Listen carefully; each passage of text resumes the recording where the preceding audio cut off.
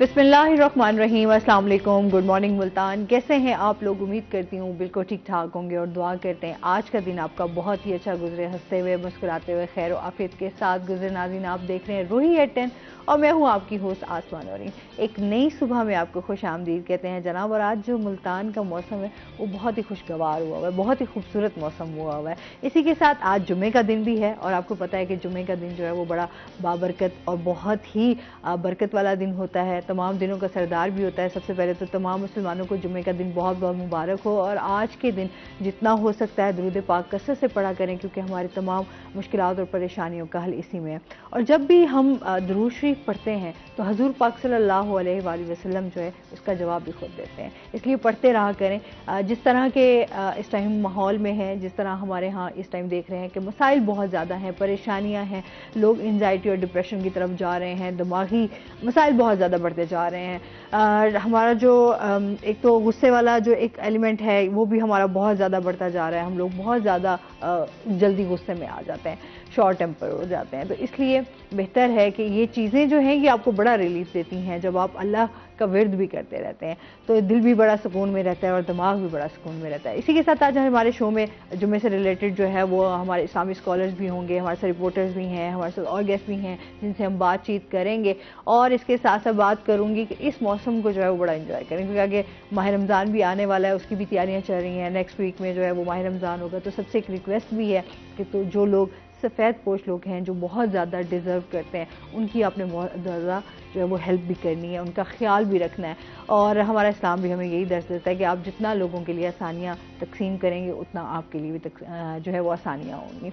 और इसके साथ ही हमारे साथ गेस्ट मौजूद हैं, पहले मैं उनका तारुफ करवा देती हूँ। आज हमारे साथ मौजूद हैं जी ताहिर अली कुरैशी साहब, जो कि एडवोकेट हैं हाई कोर्ट के। अस्सलाम वालेकुम, कैसे हैं आप? ठीक ठाक हैं? वेलकम करते हैं अपने शो में आपको। और इसके साथ ही जो हमारे दूसरे गेस्ट हैं वो हैं जी हमारे रूही के रिपोर्टर बिलाल यूनुस। अस्सलाम वालेकुम, कैसे हैं आप बिलाल? ठीक हैं, वेलकम करते हैं अपने शो में आपको। Thank you so much. अच्छा, महंगाई के हवाले से भी आज देखें, कल पेट्रोल की कीमतों में जो है एक बार फिर इजाफा कर दिया गया। लोग बहुत ज़्यादा इस टाइम परेशान हैं क्योंकि आगे भी महंगाई के हवाले से देखें माह रमज़ान आ रहा है तो लोग समझ रहे थे शायद कोई रिलीफ मिलेगा, पर हमें ऐसा कुछ दिखाई नहीं दे रहा कि आगे कुछ लोगों के लिए इस हवाले से आसानियाँ होंगी, क्योंकि इस टाइम जो हमारा सियासी सूरत हाल है वो भी बहुत ज़्यादा कशीदा है। इस पर भी बात करेंगे, महंगाई के हवाले से भी बात होगी, अवाम का क्या रद्द अमल है ये हम बिलाल से जानेंगे। और साथ साथ हम बात करेंगे हक महर पर, आज उस पर कि कानूनी हैसियत क्या है, किस तरह इसको वसूल कर सकते हैं, क्या क्या किस तरह अदायगियाँ हो सकती हैं। तो इस हवाले से आज हम डिटेल से बात करेंगे। आप भी हमें ज्वाइन कर सकते हैं, कोई क्वेश्चन करना चाहें तो वो भी कर सकते हैं। अच्छा जी सर, हक महर के हवाले से सबसे पहले तो जान लेते हैं ना कि इस कानूनी हैसियत इसकी क्या है। हक महर असल में जो शादी है हमारे यहाँ इस्लाम में भी और अपने जो हमारे मुल्क का आइली कानून है उसके मुताबिक भी शादी एक सोशल कॉन्ट्रैक्ट है। हक महर एक खातून का शादी करने की सूरत में वो नेमुल बदल है उसका। जब उस एक खातून ने एक निकाह नामे पे साइन कर दिए तो उसका इट मीन्स के उसने शादी कर ली एक मर्द से। जब उसकी शादी हुई तो उसका वो नेमुल बदल जो है वो हक महर है। अब हक महर जो है उसकी 3 अक़साम है। उसमें नंबर 1 तो आ जाता है जो मौके पे दिया जाता है, जिसे हम जो फौरी तौर पे जैसे ही निकाह हुआ उसी लम्हे दे दिया जाता है। वो निकाह नामा के फार्म में भी लिखा जाता है कि मैंने इतना हक महर मौके पे अदा कर दिया, वो 5,000 हो या 5 करोड़ हो या 5 लाख हो। उसके बाद दूसरा कांड जो हक महर की वो है प्रॉम्प्ट। एक तो ये तो प्रॉम्प्ट था और दूसरा है डेफर्ड, जिसे इंदल तलब भी कहते हैं कि खातून जब तक उसकी शादी कायम है उस वक्त तक वो उसको हक महर को लेने की हकदार है। ठीक है। अगर शादी उसकी कायम नहीं रहती तो उस सूरत में फिर वो कोर्ट के थ्रू या उसी लम्हे वो मांग सकती है कि जी मेरी शादी अब खत्म हो गई, आप मुझे दे दें। तीसरा जो है वो है कंडीशनल। ठीक है। वो उस सूरत में होता है कि अगर मर्द ये कहे कि जी मैं दूसरी शादी करूंगा तो खातून उससे लिखवा लेती है कि अगर आप मेरी मौजूदगी में दूसरी शादी करेंगे या उसके अलावा भी कोई शादी की जाएगी तो उस सूरत में आप मुझे इतना फर्दर पे करेंगे। ये प्रॉम्प्ट और डेफर्ड उन दोनों हक महर से अलहदा होगा। ये तीसरा है कि औरत को 3 तरह से हक महर मिलता है। नंबर 1 प्रॉम्प्ट, जो जैसे ही निकाह नामा साइन हुआ उसी वक्त वो देने का पाबंद है। सही। और बाज़ औक़ात हमारे यहाँ जो हमारी मुआशरे में रस्म व रिवाज चल रहे हैं वो उसमें ये होता है कि वो शादी कंज्यूमेशन से पहले अदा करता है, जिसे हम आम ज़बान में कहते हैं जैसे ही वो औरत रुखसती कर हस्बैंड के घर में जाती है तो हस्बैंड उससे बाद में ज़ौजियत के फ़राइज़ लेगा, पहले वो प्रॉम्प्ट हक मेहर अदा करेगा उसे। ये it means before the consummation of marriage the husband is bound to पे to the wife, that is prompt. उसके बाद आता है डेफर्ड। डेफर्ड, ठीक है, इस पे बात करते हैं। कॉलर है हमारे साथ। अस्सलाम वालेकुम। जी, इशफाक साहब हैं हमारे साथ, क्या कहना चाहेंगे? मैं ये कहना चाहता हूँ, एक खातून है वो बेवा हो जाती है, ठीक है, उनका पहला शौहर में से उनके प्रॉपर्टी उनके वो बीवी के नाम करवा देते हैं, ठीक है, उनकी जो वाइफ है वो दूसरी शादी करते हैं तो अपना क्या नाम है दूसरा शौहर कुछ हफ्ते के बाद उनका मर्डर कर देता है और वो सजाए मौत हो जाता है। 6-7 साल के बाद वो फ्री होके आ जाता है तो वो विरासत का उससे केस दायर करता है तो मुल्तान कोर्ट के अंदर कि मैं इसकी जो मेरी वाइफ के नाम जो प्रॉपर्टी है उसका हकदार हूँ, तो क्या इसको वो ये प्रॉपर्टी मिलती? ओह, कॉल उनकी ड्रॉप हो गई है, समझ आई हाँ, आपको बात? कुछ समझ आई, भी बात इनकम्प्लीट थी उनकी। पहले उन्होंने कहा कि एक औरत जो है वो बेवा हो जाती है। बिल्कुल। हाँ जी। तो वो पहले हस्बैंड की जो उसका हक में था वो उसकी 100% हकदार होगा। वो लॉ के मुताबिक वो पहले खातून की हक मेहर की एक डिग्री होगा और उसके बाद वो सिविल सूट बन जाएगा, उसकी विरासत में चला जाएगा, कानून विरासत तो में। वो मतलब अगर वो दूसरी शादी करती हैं तो वो उनके हस्बैंड का उसमें तो कोई हिस्सा नहीं होगा? नहीं, यकीनन होगा, वो उसका वारिस बन जाएगा। ठीक है, मतलब वो उस औरत का, उस औरत की फिर वो कानून विरासत में चले जाएंगे। उसकी विरासत में उसका हस्बैंड भी हिस्सेदार है, उसकी विरासत में उसके बच्चे भी हकदार हैं, उसकी विरासत में उसके वालिदैन भी हकदार हैं, और अगर उसके कोई बच्चा नहीं है तो इवन उसके बहन भाई भी हकदार हैं। अगर उसके वालिदैन नहीं है औरत के, ठीक है, तो उसके फिर बहन भाइयों पे चला जाएगा वो। तो इस तरह ये शौहर की उसमें उनकी विरासत का हिस्सा होगा। बिल्कुल बिल्कुल लाजमी होगा। वो फिर देखिए वो फैमिली लॉ से निकलकर फिर वो कानून विरासत में चले जाएंगे आप। ठीक है, फैमिली लॉ वो हक मेहर तक रहा। सही। जैसे ही खातून को हक मेहर का हक उसका मिल गया या उसका हक कायम है, उससे नेक्स्ट स्टेप आ जाता है उसका कानून विरासत, लॉ ऑफ इनहेरिटेंस जिसे हम कहेंगे। तो मैं डिफाइन कर रहा था कि तीसरा जो कंडीशनल हक मेहर है जी, वो कंडीशनल हक मेहर जब औरत ये कहे कि या तो अब मर्द उसे तलाक देगा, जब तलाक देगा वो कि भाई उसको बिला वजह, ये लिखा जाता है उस शर्त में कि अगर मर्द बिला वजह खातून को तलाक देगा या दूसरी शादी करेगा तो उस सूरत में वो उसे फर्दर हक मेहर देगा। अब ये देखिए हक मेहर जो है एक तो जिस वक्त शादी करते हैं उस वक्त लिखा जा सकता है, और ये हमारे पाकिस्तान के निकाहनामा जो है हमारे पाकिस्तान में, उस निकाहनामे में बाकायदा एक कालम है। उस कालम को इतना सादा ना समझा जाए।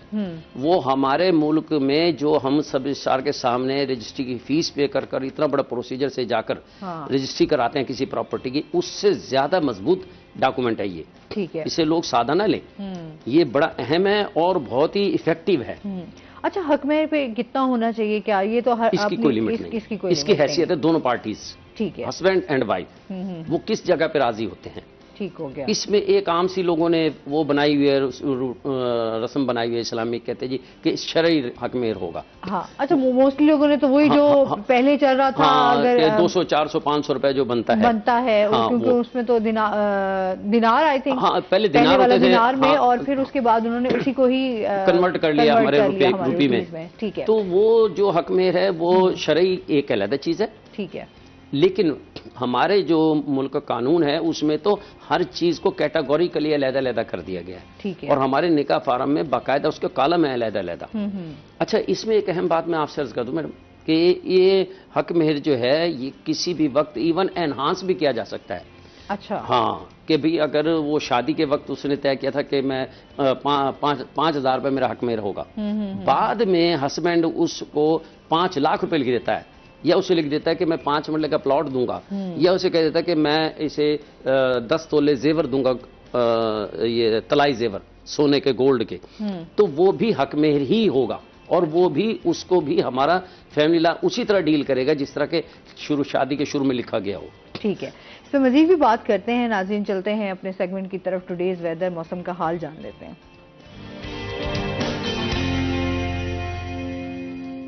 حسن ملک ہمارے ساتھ موجود ہیں. حسن سے جانتے ہیں آج دن بھر موسم کیسا رہے گا, کیا صورتحال ہے؟ جی آسما, شہر اولیاء ملتان کے اگر آج کے موسم کی بات کی جائے تو بارش ہونے سے ملتان کا موسم کافی زیادہ خوشگوار ہو چکا ہے. آج بھی علل صبح سے ہی ٹھنڈی ہواؤں کا راج دکھائی دے رہا ہے. ٹھنڈی ہوائیں شہر اولیاء ملتان کے باسیوں کے لیے ایک نعمت سے کم نہیں ہے. اور کل سے ہی جب سے بارش ہوئی ہے تو اس وقت سے موسم کافی زیادہ خوشگوار ہو چکا ہے. کل رات کو ٹھنڈی ہوا چلنے سے اس طرح سے احساس ہو رہا تھا جس طرح سے سردیاں واپس لوٹ آئی ہیں. آج علل صبح بھی کافی زیادہ ٹھنڈی ہوائیں چل رہی تھیں جس سے ایسے احساس ہو رہا تھا جیسے سردیاں واپس لوٹ آئی ہیں. آج اگر ملتان کے زیادہ سے زیادہ درجہ حرارت کی بات کی جائے تو آج شہر اولیاء کا زیادہ سے زیادہ درجہ حرارت 26 ڈگری سینٹی گریڈ تک جانے کا امکان ظاہر کیا جا رہا ہے. کم سے کم درجہ حرارت آج شہر اولیاء کا 16 ڈگری سینٹی گریڈ پر ریکارڈ کیا گیا ہے. ہوا میں نمی کا تناسب آج 80% تک ریکارڈ کیا گیا ہے. ایئر کوالٹی انڈیکس گزشتہ کئی دنوں سے آج قدرے بہتر دکھائی دے رہا ہے اور بارش کے بعد آج ملتان کا ایئر کوالٹی انڈیکس 127 پوائنٹس پر ریکارڈ کیا گیا ہے جو کہ قدرے بہتر ہے گزشتہ کئی دنوں کی نسبت سے.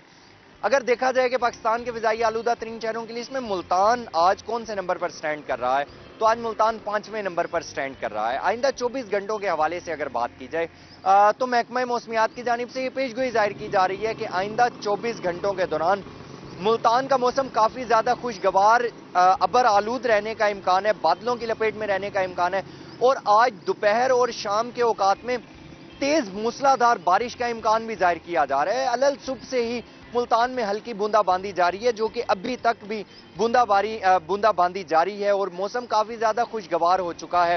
آئندہ 48 گھنٹوں کے حوالے سے اگر بات کی جائے تو محکمہ موسمیات کی جانب سے یہ پیشگوئی ظاہر کی جا رہی ہے کہ آئندہ 48 گھنٹوں کے دوران بھی ملتان میں موسلادھار بارش کا امکان ہے. ٹھنڈی ہوائیں چلنے کا راج دکھائی دے گا اور اسی طرح سے بارشوں کا یہ سپیل جو ہے یہ اتوار سوموار تک جاری رہے گا. ملتان کا موسم کافی زیادہ ٹھنڈی ہوا کی لپیٹ میں رہے گا, موسم کافی زیادہ خوشگوار دیکھا جائے گا اور آئندہ 24 اور 48 گھنٹوں کے دوران بھی اسی طرح سے ہلکی بوندا باندی اور موسلادھار بارش کا امکان ظاہر کیا جا رہا ہے.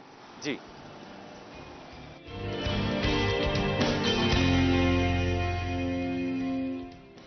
بہت شکریہ حسن ملک آپ کا. اور جس طرح موسم کی بات بتا رہی ہے کہ بارشیں جو ہیں وہ منڈے تک جائیں گی. ابھی کہ جس طرح میں بتایا کہ نیکسٹ ویک میں جو ہے وہ ماہ رمضان بھی سٹارٹ ہو جائے گا تو اللہ کی خاص رحمت بھی جو ہے وہ میں کہتی ہوں یہ رحمت ہی ہونی چاہیے, بس رحمت نہ بنے. لوگ اس کو موسم کو انجوائے کریں اور اسی موسم کے ساتھ ساتھ ایک دم گرمی پڑنا سٹارٹ ہو گئی تھی, لوگ اس وجہ سے بھی پریشان تھے کہ گرمی بھی ہے اور گرمی کی وجہ سے لوگوں کا ٹیمپریچر جو ہے نا وہ بہت زیادہ ہائی بھی ہو جاتا ہے. تو خوشگوار موسم جو ہے وہ آپ کے موڈ پہ بھی کافی اچھے اثرات چھوڑتا ہے اور اس کے ساتھ ساتھ جشن بہارا بھی ہے تو اس کے ایونٹس بھی چل رہے ہیں. اس کے حوالے سے ہم دیکھیں ہر جگہ جو ہے آپ کو اچھا ملتان نکھرا نکھرا آپ کو لگ رہا ہوگا. بڑی اچھی گرینری کے حوالے سے ہم بات کریں تو بڑا خوبصورت دکھائی دے رہا. ہاں کل سے بارش ہوئی ہلکی سی تو ملتان کا موسم بڑا خوشگوار ہو گیا. جیسے پچھلے دنوں اگر بات کریں مارچ کے مہینے میں ہی ایسی پہلے گرمی نہیں ہوتی تھی, جیسے پچھلے دنوں گرمی ہوئی تو نہیں پچھلے سال بھی اسی طرح, حالانکہ پچھلے سال یہ بھی پھر تھوڑا, لیکن پچھلے سال تو بہت زیادہ فیب کے اینڈ میں ہی سٹارٹ ہو گئی تھی. جیسے صبح سے موسم کافی بہتر ہوا ہے, بارش ہونے سے ہلکی ہلکی ٹھنڈی ٹھنڈی ہوا چل رہی ہے ملتان کے لوگوں کے لیے. میں نے تو بڑا انجوائے کیا موسم آتے ہوئے. صبح جو ویسے صبح اٹھ کے نہاتے تھے تو وہ سردی نہیں محسوس ہوتی تھی. آج میں جب صبح نہایا ہوں تو ہلکی ہلکی سردی ٹھنڈ محسوس ہو رہی تھی. تو بڑا جیسے موسم بہتر ہوا ہے تو بڑا خوشگوار موسم ہو گیا, خاص طور پر ملتان کے باسیوں کے لیے. جیسے گرمی یہاں پڑتی ہے ملتان میں تو یہ جو موسم ہے کسی نعمت سے کم نہیں ہے ملتان کے لیے, ملتان کے لوگوں کے لیے. آج جو ہے لوگ باہر اپنی فیملیز کو لے کے ویلکم کر رہے ہیں, رمضان کو ویلکم کرنے کے لیے اللہ کرے رمضان میں بھی ایسا ہی موسم رہے تو روزے آسانی سے رکھے جا سکیں گے ہر انسان رکھ سکے گا جس کو گرمی کی زیادہ شدت محسوس ہوتی ہے. ایک بار اللہ تعالیٰ ہمیں توفیق دے. حالانکہ پہلے تو کچھ لوگ روزے رکھنے کے لیے اسپیشلی مری یا شمالی علاقہ جاتے تھے, وہ ملتان کی گرمی سے ذرا پریشان ہو جاتے ہیں نا, روزے رکھیں گے, لیکن ہر بندہ تو نہیں جا سکتا نا جی. اچھا جی, اس کے ساتھ ساتھ بات کریں گے ہم مہنگائی کے حوالے سے. جس طرح بلال بات ہو رہی تھی, ابھی پیٹرول کی قیمتوں میں بھی اضافہ کر دیا, ڈیزل کی قیمتوں میں بھی اضافہ ہوا ہے, اور پیٹرولیم مصنوعات کی بھی. تو آپ کیا کہنا چاہیں گے اس ٹائم ہم جو صورتحال ہے, عوام کا کیا رد عمل ہے؟ دیکھیں آسما, مہنگائی کی اگر بات کی جائے, جو صورتحال میں دیکھتا ہوں باہر جا کے, جب بھی کبھی رپورٹنگ کرنے کے لیے جاتے ہیں, تو ایک غریب آدمی تو دور کی بات, سفید پوش آدمی کے لیے زندگی گزر بسر کرنا جو ہے وہ بڑا مشکل ہو چکا ہے, بلکہ ناممکن ہو چکا ہے. اب صورتحال یہ ہے کہ جیسے کہ آپ نے پیٹرول کی قیمتوں کی بات کی, کالی پیٹرول کی قیمت میں ایک بڑا پیٹرول پمپ گرا دیا گیا رات کی تاریکی میں. 5 روپے تک جو ہے پیٹرول اور 13 روپے تک ہائی سپیڈ ڈیزل کی قیمت بڑھائی گئی ہے. اب دیکھیے کہ عالمی منڈی کے اندر پیٹرول کی قیمتیں کم ہو رہی ہیں اور پاکستان کے اندر قیمتیں بڑھتی جا رہی ہیں. اس کے پیچھے کیا وجوہات ہیں؟ اب عام آدمی, غریب آدمی, اب دیکھیں جو صورتحال پاکستان کے اندر ہے, ایک عام آدمی کی تنخواہ, دہاڑی دار جو زیادہ سے زیادہ دہاڑی ہوگی 1000 روپیہ ہوگی, یا تنخواہ والا طبقہ جو ہوگا اس کی 20 سے 25 ہزار تنخواہ ہوگی. اب جس قدر مہنگائی بڑھ چکی ہے, کہاں سے سروائیو کریں؟ اب صورتحال یہ ہے کہ جب بھی کبھی مارکیٹ کے اندر جائیں, کسی بھی حوالے سے رپورٹ بنانے کے لیے لوگ یہی شکوہ شکایات کرتے دکھائی دیتے ہیں, مہنگائی کے اوپر بولنا زیادہ پسند کرتے ہیں. اب دیکھیے کہاں پہ لوگ جائیں. اب جو غریب آدمی ہے, ایک تو چلو حکومت کی طرف سے مہنگائی ہے, سیکنڈ جو ہے لوگوں نے, دکانداروں نے خود ساختہ مہنگائی کر دی ہے. پیچھے سے اگر 5 روپے پیٹرول کی قیمت جیسے بڑھی تو ٹرانسپورٹرز نے اگر 100 روپے کرایہ تھا اس کو 150 روپے کر دیا. اگر پیٹرول کی قیمت کم ہوتی ہے تو کرایہ کم نہیں ہوتا, اگر پیٹرول کی قیمت 2 روپے بھی 5 روپے بھی بڑھتی ہے تو کرایہ بڑھ جاتا ہے. اب دیکھیے اوورآل مارکیٹ کے اندر پیٹرول کی قیمت سے نہ صرف کرایوں کی قیمتیں بڑھیں گی, اوورآل مہنگائی ہو جائے گی, ہر چیز کی قیمت بڑھے گی.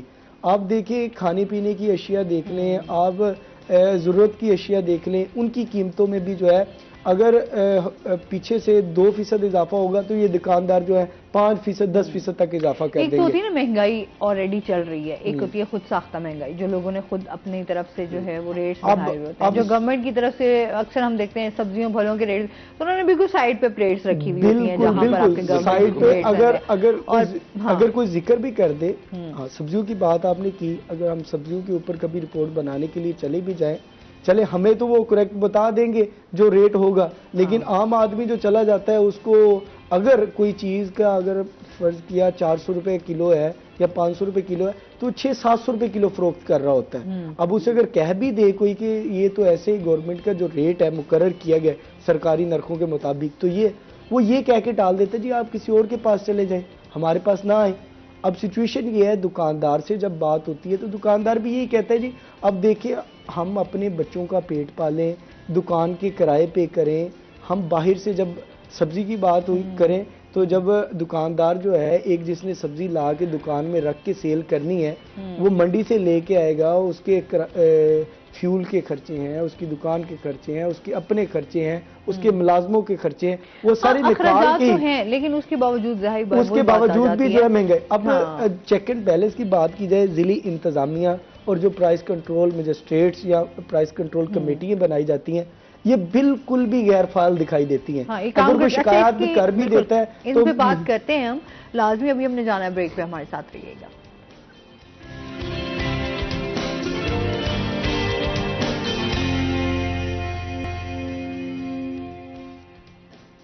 ویلکم بیک ناظرین, وہی ایٹن میں آپ کو خوش آمدید کہتے ہیں. ایسا جی بات ہو رہی تھی ہماری کہ یہاں پر جو پرائس کنٹرول کمیٹی بنائے گی وہ بھی اس کے اوپر کام نہیں کر رہی.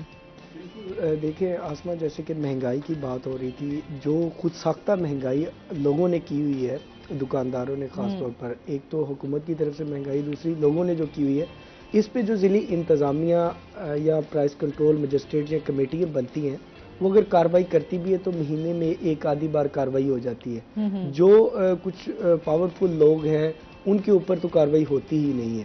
تو اگر عوام کو ریلیف دینے میں بالکل ضلعی انتظامیہ یا پرائس کنٹرول مجسٹریٹ ناکام دکھائی دیتے تو پھر ان کو بنانے کا کیا فائدہ, کیونکہ غریب آدمی تو پس رہا ہے, غریب آدمی جو ہے وہ مہنگی چیزیں لینے پر مجبور ہے. اب حالت اگر دیکھیں महंगाई है। दूसरी जानिब अगर सुबह के वक्त आपका कहीं भी किसी भी जगह से गुजर हो तो जो आटे के स्टॉल्स लगे हुए हैं वहाँ आपको इंतजामिया बिल्कुल वहाँ पे भी आटा लोगों को मुहैया करने में भी नाकाम दिखाई देती है। सैकड़ों की तादाद में जो है औरतें, खवातीन, वो तो हम रोज देख रहे हैं ना, ये तो आए दिन का, अब आप ये देखेंगे डेली का यही आपको लाइनों में लगे हुए दिखाई देंगे।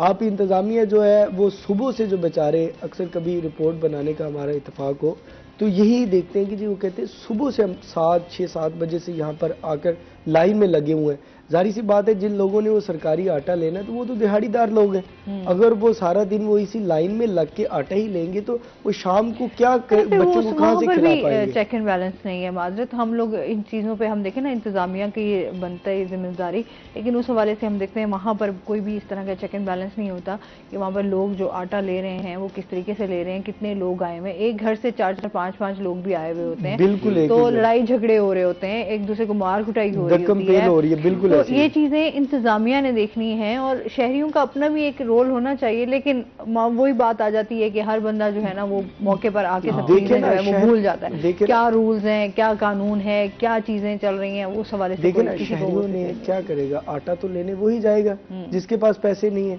अब वो आम आदमी जो है बाहर से कैसे, अगर प्राइवेट दुकान से लेता है तो 6,000 रुपए तक गंदम है, तो वो कहाँ से अपने बच्चों को, अगर 6,000 रुपए वही पे करेगा, और खर्चे हैं, बच्चों की फीसें हैं, घर के खर्चे हैं, बहुत ज्यादा परेशानियां हैं। इस हवाले से हम देखें हमारे एजुकेशन, हमारा इलाज महंगा, हमारी एजुकेशन महंगी, तो हर तरफ जो है वो चीजें बहुत ज्यादा आपको जो है वो हर बंदा परेशान दिखाई देता है। अब देखें कि महंगाई इस कदर बढ़ चुकी है कि पिछले ही दिनों मैंने जब एक रिपोर्ट बनाई इलेक्ट्रिक सामान की कीमतों पे और ये तमीराती सामान की, अब एक गरीब आदमी के लिए घर तो वो सोचे ही ना कि वो बना सकेगा।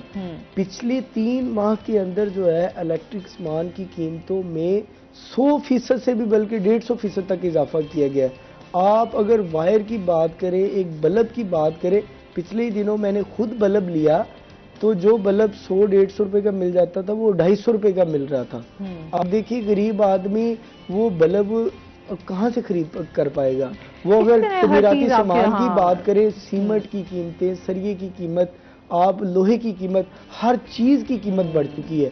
अब इस तरफ जो है महंगाई सिर्फ एक चीज पे नहीं है ना, इसमें हम लोग कहेंगे सिर्फ चाहे सब्जियां हैं या फल हैं उस पर महंगाई है, या आपकी खाने पीने की अशिया, आपके ओवरऑल आपको जो है वो बहुत ज्यादा महंगाई आपको मुतासिर कर रही है। अच्छा, इस पर मजीद भी बात करते हैं। जिस तरह हम हक महर की बात कर रहे थे, आप क्या समझते हैं हक महर की अदायगी किस तरह हो सकती है? हाँ। इस हवाले से भी बताइएगा कि किस तरह अगर कोई मसला हो जाता है, तलाक हो जाती है या बेवा हो जाती है, जिस तरह अभी एक कॉलर ने भी बात की, तो अदायगी की क्या सूरत है वो बताएं।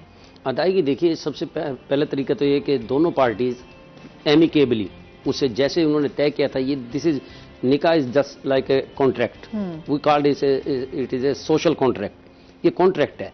वो लाइबिलिटी खातून ने अपनी पूरी कर दी, उसने उसका घर बसा दिया मियाँ का, उसकी बीवी बन गई, तो मर्द का भी फर्ज है कि वो उसको उसी तरह बाइज्जत तरीके से उसको उसका हक महर अदा करे। बिल्कुल। अगर हक महर अदा करने में मर्द ले तो लाल करे या कोई उसमें रुकावट डाले, then the female has right, wife जो है उसको हक हासिल है कि वो सिविल कोर्ट में, जो कि बाइख्तियार फैमिली कोर्ट, ठीक है, हमारे यहाँ सिविल कोर्ट ही फैमिली कोर्ट है, ठीक है, उनमें कुछ जजेस को ये पावर्स डोनेट कर दी जाती हैं सेशन जज साहब की तरफ से कि आप फैमिली केसेस भी डील करेंगे, ठीक हो गया। तो वो फैमिली कोर्ट कहलाएगी उस वक्त जब वो ये डील करेंगे, तो वो फैमिली कोर्ट में केस दायर कर सकते हैं। सही। प्लस इसमें एक और बात ये भी है कि भले हक महर 1 करोड़ का है या 1 अरब का है या 5 रुपए का है, उसकी कोर्ट फीस जो हम काउंट करते हैं दैट इज ओनली 15 रुपीज, कि वो उसकी जो सूट फाइल करेंगे, दावा करेंगे, उस दावे के ऊपर हेड नोट पे उसकी 25 रुपए की वो कोर्ट फीस लगाई जाएगी। सही है। उसके बाद अदालत में सिविल सूट करके वो उससे वसूली करेंगे। अगर इसमें एक बड़ी अहम बात मैं आपसे अर्ज करूं इसमें कि ये हक महर इतना अहम है कि किसी शख्स की अगर कोई उसकी वरासत रहती है, वो फौत हो जाता है, तो उसकी वरासत बाद में तकसीम होगी, पहले उसमें से उस खातून का हक महर लिया जाएगा। ठीक हो गया। भले वो औरत उसी की बीवी है, एक औरत उसकी वारिस भी है मरने वाले की और बीवी भी है, हाँ। तो उसने हक महर भी लेना अपना, प्लस उसने वरासत भी लेनी है। اگر اس کی وراثت وہ اپنی کوئی 5 مربع زمین چھوڑ جاتا ہے اور اس میں سے 1 مربع زمین اس نے لکھی تھی حق مہر اس کی بیوی کی، تو وہ عورت کا حق مہر 1 مربع زمین پہلے دیا جائے گا وہ اسے، 4 مربع زمین جو اس کے وارثان میں، چاہے اس کی 2 بیویاں یا 1 بیوی ہے اور باقی اس کے بچے ہیں، ان سب میں وہ 4 مربع یعنی کہ بقایا چیز ہوگی اس کی وراثت جائے گی، ٹوٹل کی نہیں۔ حق مہر پہلے ادا ہوگا، یہ this is very important and vital point کہ حق مہر۔ اب دوسری بات یہ ریکوری کا طریقہ، ریکوری یہ کہ ایک مرد جس نے جو لائبل ہے پے کرنے کا، جب کورٹ میں ثابت ہو جاتا ہے کہ ہاں یہ حق مہر دینے کا پابند ہے، اس نے ابھی تک نہیں دیا، دین اس سے ریکوری کے لیے سوٹ فائل ہوگا۔ جب وہ اس ڈگری ہو جائے گا تو پھر اس میں ہم کہتے ہیں اسے ایگزیکیوشن آف دا ڈگری، یا اردو میں اسے کہیں گے ڈگری کا اجرا۔ اس پہ اس کو مرد کو طلب کیا جائے گا کہ آؤ اور تمہارے خلاف یہ ڈگری ہے تم یہ پے کرو۔ اگر وہ نہیں آتا یا پے نہیں کرتا یا کہتا ہے میرے پاس نہیں ہے، تو پھر خاتون پہ لائبل ہے کہ وہ ثابت کرے کہ اس کے پاس اتنے اثاثے ہیں اور وہ چھپا رہا ہے، وہ دکھاتا نہیں ہے، بتاتا نہیں ہے۔ پھر اس کا حل یہ ہے کہ جو بھی چیز اس کے نام ہوگی عورت وہ پروف دے دے عدالت میں، تو وہ چیز اس عورت کے نام ٹرانسفر ہو جائے گی، وہ ملکیت اس کی ہو جائے گی۔ لیکن اگر وہ کہتے ہیں مرد ہے ہی نہیں میرے پاس، پھر اس کا حل یہ ہے کہ مرد کو جیل میں ڈال دیا جائے گا۔ دس از ویری پیوٹل پوائنٹ کہ بندے کو جیل کاٹنی پڑ جائے گی۔ یہ اتنا اہم ہے، وہ کم سے کم 1 سال۔ اچھا ٹھیک، 1 سال کے اندر اندر وہ خود کہیں سے ارینج کرے یا اس کے دیگر وارثان، کوئی دوست، کوئی چاچا، ماما، تایا، رشتہ دار کوئی بھی، وہ آ کے اس کی جگہ پے کرے تو اسے رہائی ملے گی۔ اگر نہیں ملتی، نہیں دیکھتا، تو پھر اسے 1 سال کے بعد رہا کر دیا جائے گا، لیکن 1 دن کے بعد پھر بھی گرفتار کر سکتے ہیں کہ آؤ پھر پے کرو۔ اچھا، اس میں ایک اہم پوائنٹ یہ کہ کم سے کم حق مہر ہمارا شرعی تو بتا دیا۔ آج تک انسانیت کی تاریخ میں سب سے بڑا حق مہر جو آج کے دور کا دیا گیا ہے وہ پرنس کریم آغا خان نے اپنی بیوی کو دیا ہے، اور وہ یہ ہمارا جو بینک الحبیب ہے، یہ کئی بلین ڈالر اس کے ملکیت ہے، اثاثے جات ہیں اس کے، ٹوٹل بینک حق مہر میں دیا گیا۔ یہ بھی ایک پوائنٹ ہے کہ اتنا بڑا بھی حق مہر ہو سکتا ہے۔ یہ تو اس میں آ جاتا ہے نا کہ ہر کسی کی اپنی کہتے ہیں نا، آپ کی جیب جتنی اجازت دے گی یا آپ کے پاس جتنا ہے وہ آپ اسی کے مطابق اپنے حق مہر میں آپ ان کو ادائیگی بھی کرتے ہیں۔ کچھ لوگ جو ہوتے ہیں چاہے وہ لڑکی والے ہوں، جب شادی کر رہے ہوں تو وہ اپنی خواہش کے مطابق اس کو بتاتے ہیں اور اس کے مطابق ادائیگی کا ہوتا ہے۔ اچھا، ویسے تو اسلام میں یہ ہے کہ آپ پہلے دن ہی، جس دن آپ کی شادی اسی وقت آپ ادائیگی کر دیں، لیکن بعض لوگ ہوتے ہیں کہ وہ یہ کہتے ہیں کہ اچھا ہم بعد میں کر دیں گے۔ اچھا، پھر کچھ لوگ ہوتے ہیں کہ اچھا چلو وائف ہو تو یار تم معاف کر دو۔ مطلب بہت سارے لوگ اس میں بھی آ جاتے ہیں کہ اچھا حق مہر کیا کرنا ہے تم نے، سارا کچھ تو اس طرح کی چیزیں بھی آتی ہیں نا کہ حق مہر کی معافی دے دو۔ میں ایک ایڈ کر دوں کہ لا کے مطابق شریعت میں تو ہے کہ خاتون معاف کر دے، لا میں ایسا کوئی پروویژن نہیں ہے کہ وہ خاتون معاف کر دے تو معاف ہو گیا، نو ناٹ ایٹ آل۔ قانون میں ہے کہ ہمارے قانون میں نہیں ہے یہ کہ اس نے معاف کر دیا، قانون کہتا ہے کہ وہ دے۔ ہاں، اس میں ہم یہ تو مرد بچنے کے لیے یہ راستہ اپنا لیتے ہیں کہ اس سے خاتون سے کچھ ایسا لکھوا لیا جاتا ہے کہ میں نے وصول کر لیا۔ ہاں، کچھ لوگ اس طرح کی حرکتیں اس طرح کر لیتے ہیں کہ میں وصول کر چکی ہوں، دین اٹ از۔ اچھا، اگر وہ معاف نہ کریں اور لیکن ظاہر سی بات ہے آپ پہلے اس کو کہہ دیتے ہیں کہ اچھا میں نے وصول کر دیا، تو بعد میں اس طرح اگر کوئی مسئلہ ہو جاتا ہے، لڑائی جھگڑے ہو جاتے ہیں یا آپ کی علیحدگی ہو جاتی ہے، تو اس صورت میں وہ کیس یہ فائل کر سکتے ہیں؟ بالکل 100% کر سکتے ہیں۔ اچھا ٹھیک، اگر پروف نہیں ہے تو۔ اچھا ٹھیک، لا نیڈز اونلی دا پروف۔ لا ہمارے یہ کہتا ہے کہ جس طرح مجرم کے بارے میں ہم کہتے ہیں مجرم وہ نہیں جس نے جرم کیا ہے۔ میں یہ بڑی اہم بات بتا رہا ہوں آپ کا پاکستان کے لا کی، ہمارے پاکستان بلکہ اوور آل ورلڈ میں۔ بالکل، اس پہ مزید ہم بات کرتے ہیں۔ ناظرین، ابھی ہم نے جانا ہے بریک پہ، ہمارے ساتھ رہیے گا۔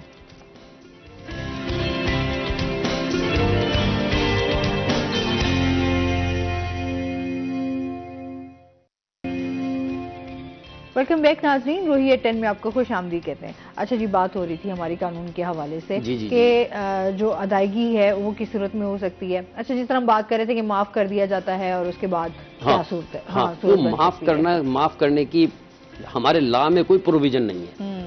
ہمارا ملک کا جو قانون ہے اس میں معافی کا کوئی راستہ نہیں ہے۔ ہاں، اس میں وہ ادائیگی کر دے اسے۔ ہاں، اگر معافی کی صورت اس صورت میں آتی ہے جب وہ کہتا ہے کہ میں نے اس کے نعم البدل کے طور پہ فلاں چیز لے لی ہے، صحیح، اور اس کا بھی پروف رکھے. اگر معاملہ آ جاتا ہے کورٹ میں, then it will be decided on the facts of the case, کہ وہ شہادت میں کیا لاتے ہیں, اپنے ثبوت کیا پیش کرتے ہیں. ہسبینڈ کیا ثبوت پیش کرے گا, جی میں نے اس صورت میں میں نے ان کو ادائیگی کر دی ہے, اور وہ خاتون کہے گی میں نے تو اس کو میں نے وصول نہیں کیا, میرے پہ یہ ثبوت ہے. تو دونوں کے ثبوتوں کو دیکھ کر تو عدالت اس کا فیصلہ کرے. اچھا, ایک تو ہو گیا حق مہر میں آپ نے, ایک ہوتا ہے جس میں اور شرائط بھی ہوتی ہیں, جس میں آپ کوئی زمین لکھ کر دے دیتے ہیں یا آپ کچھ سونا وغیرہ لکھ کر دیتے ہیں, تو وہ کیا کہلاتا ہے قانون میں, وہ بھی وصول کر سکتے ہیں؟ وہی میں نے جو آپ سے عرض کی تھی کہ وہ تیسری شکل ہے حق مہر کی, وہ کہتے تھا کنڈیشنل. ٹھیک ہے, کہ اگر ہسبینڈ اس کے ساتھ کوئی ناروا رویہ رکھتا ہے تو اس میں پھر وہ اس کو اتنا حق مہر ایڈیشنل دے گا, یعنی کہ وہ روٹ کر اپنے میکے چلی جاتی ہے. یا وہ اس میں یہ بھی صورت ہے, نہ صرف مرد پہ بائنڈنگ ہے بلکہ عورت پہ بھی بائنڈنگ ہے, کہ اگر وہ نا حق روٹ کر جائے گی, یہ ہمارے نکاح نامے میں شامل ہے کہ وہ خاتون جو ہے بلا وجہ روٹ کر نہیں جائے گی, نہ روٹ کر جائے گی تو یہ اس میں وہ لائبلٹی پے کرے گی. ٹھیک ہے, ایک کالر ہے ہمارے ساتھ. السلام علیکم. السلام علیکم. وعلیکم السلام. جی حسیب ہے ہمارے ساتھ, کیا کہنا چاہیں گے؟ میں یہ کہنا چاہوں گا کہ وکیل صاحب جو آئے ہیں طاہر صاحب, یہ بہت اچھے لائر ہیں اور بہت مخلص ہیں, اور کچھ ایسی خواتین ورد وغیرہ کے یہ فلاحی کام بھی بہت کرتے ہیں, تو اللہ تعالیٰ ان کو اور کامیابی دے. سینئر وکیل ہیں بھی ملتان کے ہمارے. شکریہ جی. کچھ پوچھنا چاہیں گے؟ چلیں, تھینک یو سو مچ. اچھا, یہ اس صورت میں آپ بتا رہے ہیں کہ یہ آپ اس صورت میں بھی ادا ہو سکتا ہے. اچھا, اب اس میں رہ جاتا یہ ہے کہ اگر وہ شرطیں جو آپ نے پوچھی تھی کہ اس میں کنڈیشنز اور کیا ہو سکتی ہیں, اور کنڈیشن یہ کہ اگر مرد پہلی بیوی کی موجودگی میں, پہلی تو بات یہ ہے کہ وہ دوسری شادی نہیں کر سکتا ہمارے لا کے مطابق جب تک. اچھا, اس میں چینج بھی آیا تھا کہ پہلے تھا کہ جی اجازت لینی پڑے گی, تو پھر اس کے بعد اگر وہ نہیں ملتی تب بھی اس کو سزا ہوگی. اچھا, اس کے بعد پھر دوبارہ لا چینج ہوا, اس میں نے کہا جی ضرورت ہی نہیں ہے کہ آپ اپنی وائف سے پوچھیں, آپ دوسری شادی کر سکتے ہیں. اب پھر اس کے بعد جو ہے دوبارہ کہ پرمیشن لینی پڑے گی. ٹھیک ہے, نہ صرف پرمیشن لینی پڑے گی بلکہ اس پرمیشن کو ہمیں یونین کونسل سے سرٹیفکیٹ لینا پڑتا ہے کہ جی آپ کو یہ پرمیشن جو بیوی نے دی ہے یہ آپ نے فیک تو نہیں بنائی. صحیح. پھر وہ دونوں پارٹیز کو بلا کر سیکرٹری یونین کونسل وہ آپ کو اس کی فیکٹ سے لیں گے, اور پھر وہ سرٹیفکیٹ جاری کرے گا ہاں ان کو اجازت ہے دوسری شادی کی. اب وہ دوسری شادی کی صورت وہ تو ایک علیحدہ چیپٹر ہے کہ دوسری شادی کر سکتا ہے یا نہیں کر سکتا, کن کنڈیشن میں کرے گا, کہ کیا پروسیجر ہوگا اس کا. That is something else. Now we are discussing حق المہر. تو حق مہر جہاں تک بات ہے اس کی میں یہ عرض کر دوں کہ دوسری شادی کی صورت میں نکاح نامے میں لکھ دیا جاتا ہے کہ اگر یہ دوسری شادی کرے گا تو دین اٹ ول بی دا, وہ کنڈیشن آپ نے جو پوچھی مجھ سے, شادی کی ہوئی ہو اور وہ نکاح رجسٹرڈ نہ ہو, دین بھی وہ حق مہر کے لیے کیس کر سکتے ہیں یا نہیں ہو سکتا؟ وہ بھی کر سکتے ہیں. اچھا, حق مہر کہ اگر وہ رجسٹرڈ نکاح نہیں ہے, جسٹ وہ ابھی انہی کے پاس ہے اور انہوں نے رجسٹرڈ نکاح نہیں کروایا, دین بھی حق مہر کا کیس کیا جا سکتا ہے. ہمارے ہاں پروویژن یہ ہے کہ اگر رجسٹرڈ نکاح نامہ تو دور کی بات ہے, گو کہ ہمارا لا تسلیم نہیں کرتا. ہمارا لا تو یہ کہتا ہے نہ صرف رجسٹرڈ ہو بلکہ یونین کونسل کی جو نکاح کی فیس ہے وہ بھی پے کی ہوئی ہو. ٹھیک ہے, then it will be pleadable in the court. لیکن کہتے ہیں اگر وہ نہیں ہے تو پھر بھی ہو سکتا ہے. اچھا, کال لے لیتے ہیں. السلام علیکم. جی محمد علی ہیں ہمارے ساتھ, کیا کہنا چاہیں گے؟ میری بیوی کا والد فوت ہو گئی, اس کی جزات تھی نا وہ بھائیوں نے اپنے نام کروا لی ہے, وہ رشتہ کی بہن کو دی ہے. آپ کی آواز کلیئر نہیں آ رہی مجھے. میں کہہ رہا ہوں کہ جو میری بیوی کا والد صاحب تھا نا وہ فوت ہو گئی ہے, جو جزات تھی نا ان کی بھائی نے کسی کو بہن کو دی ہے. اچھا, وہ یہ پوچھنا چاہ رہے ہیں کہ جو وائف ہے ان کے جو اس میں جائیداد میں ہے وہ بھائی ادا کر سکتے ہیں؟ 100% بھائی نہیں, ان کا سوال آئی تھنک جتنا میں نے سنا ہے کہ والد صاحب کی ڈیتھ ہو چکی ہے اور پھر اس کے بھائی ظاہر سی بات ہے اس جائیداد پہ ہیں قابض ہو گئے. اس کے لیے اب نیا قانون بن گیا ہے. ٹھیک ہے, کہ کوئی مرد اپنے کوئی بھی شخص, مرد ہی نہیں بلکہ کوئی بھی شخص کسی بیٹی یا بہن کو اس کے وراثت کے حق سے محروم نہیں کر سکتا. یہ معاملہ ہے سول سوٹ کا, لا آف انہیریٹنس اور سول سوٹ, یہ اس میں جائیں گے. دس از ناٹ فیملی لا. یہ حق المہر میں بھی نہیں آتا اور فیملی. ہاں, اس صورت میں آئے گا جب یہ ہسبینڈ کے طور پہ بات کر رہے ہیں کہ میری بیوی کا حصہ, ان کا لفظ یہ تھے کہ میری بیوی کا حصہ اس کو والد کا والد کی طرف سے جو آنا تھا وراثت وہ نہیں ملا تو وہ انہیریٹنس میں آ جائے گا، اور جب میاں نے لینا ہے تو وہ بھی وراثت میں جائے گا، وہ پھر بیوی کی وراثت بن جائے گی. ٹھیک ہو گیا. وہ اپنی بیوی کی وراثت لیں گے خود، یہ جو کال کر رہے تھے یہ بطور حق نہیں لیں گے. جو بھی ہو جائے قانون کی حیثیت سے آپ اپنی جو بھی وراثت کا حصہ ہے اس سے محروم نہیں ہو سکتے، وہ آپ کو ہر حال میں ملنا ہی ملنا ہے. ہر حال میں ملے. لیکن بس بات یہ آ جاتی ہے کہ پھر جب ہم کچہریوں کے چکر لگاتے ہیں نا تو ہر عام بندہ پریشان ہو جاتا ہے کہ پھر وہ جو حصے کے چکر میں آپ جاتے ہیں نا وہ انصاف آپ کو ملتا نہیں ہے. اس جگہ میں ایک ضرور ایڈ کروں گا میڈم. دیکھیے میں سعودیہ کا نا میں نے وہاں کی عدالتوں کو وزٹ کیا اپنے just for sake of knowledge. ٹھیک ہے. آپ یقین کیجئے ہمارے ہاں بھی یہ قانون ہے تو اس پہ ہمارے ہاں کہا جاتا ہے جسٹس ڈیلیڈ جسٹس ڈینائیڈ، کہ قانون کی دیر کرنے سے مطلب ہے کہ جیسے آپ نے انصاف کیا ہی نہیں. انصاف کی دیر میں کرنے کا مطلب ہے کہ کیا ہی نہیں. میں بہت بڑا فیکٹ بتانے لگا ہوں. میں مدینہ شریف کی ایک سول کورٹ میں گیا تو وہاں پہ جج صاحب بیٹھے ہوئے تھے. میں نے ان سے سوال کیا کہ جی آپ کی عدالت میں فیصلہ کتنی دیر میں ہو جاتا ہے؟ تو انہوں نے مجھے عربی میں کہا کہ 5 10 میکسیمم 15 دن.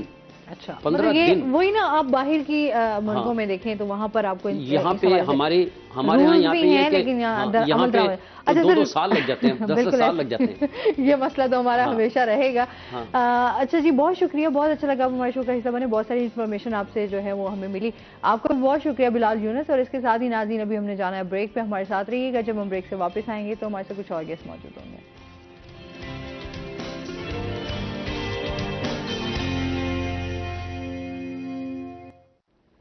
ویلکم بیک ناظرین. روہی 810 میں آپ کو خوش آمدید کہتے ہیں. اور بریک کے بعد ہمارے ساتھ گیسٹ موجود ہیں، ان کا تعارف کروا دیتی ہوں. آج ہمارے ساتھ موجود ہیں جی سب سے پہلے